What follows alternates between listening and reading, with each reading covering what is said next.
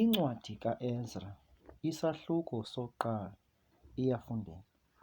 Ke kaloku ngowokuqala unyaka kaKhoreshi, ukumkani wasePeshia, ukuze kuzaliseke ilizwi likaYehova ngokomlomo kaYeremiya, uYehova wawuxhokonxa umoya kaKhoreshi, ukumkani wasePeshia, wahambisa ilizwi ebukumkanini bakhe bonke, walibhala esithi, "Utsho uKhoreshi ukumkani wasePeshia, ukuthi, zonke izikumkani zehlabathi uzinike mna uYehova uThixo wamazulu. Yena undiyalele ukuba ndimakhele indlu eYerusalem, ekwaJuda. Ubani ophakathi kwenu ebantwini bakhe bonke, uThixo wakhe makabe naye, anyuke aye eYerusalem ekwaJuda, ayakhe indlu kaYehova uThixo kaSirayeli, nguye uThixo, eseYerusalem. Onke amasalela ezindaweni zonke aphambukele kuzo makancedwe ngamadoda aloo ndawo akuyo ngesilivere, negolide, nempahla, neenkomo, kunye nomnikelo wokuqhutywa yintliziyo wendlu kaThixo eseYerusalem.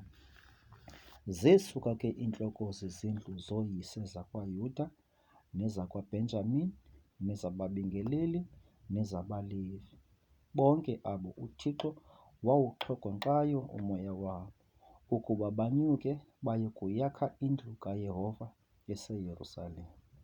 Bonke abo babebangqongile babancedisa ngezitya zesilivere, nangegolide, nangempahla, nangeenkomo, nangezinto ezinqabileyo, ngaphandle kwazo zonke ezibe zinikwe ngabantu ngokuqhutywa yintliziyo. Ke ukumkani uKhoreshi wazirhola iimpahla zendlu kaYehova awayezithabathe eYerusalem uNebhukhadinezari, wazibeka endlini yothixo bakhe. UKhoreshi ukumkani wasePeshia wayirhola wazinikela kuMithredathi umgcini-ndyebo, wazibalela kuSheshibhazari isikhulu sakwaYuda.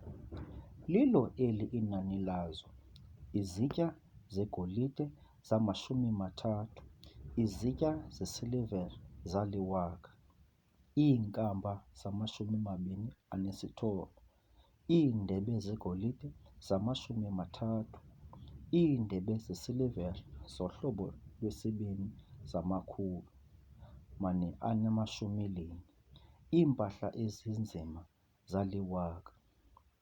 Zonke iimpahla zegolide nezesilivere zaba 5,400. Zonke ezo nto wazinyusa uSheshibhazari ekunyusweni kwabathinjelwe eBhabheli, beziswa eYerusalem.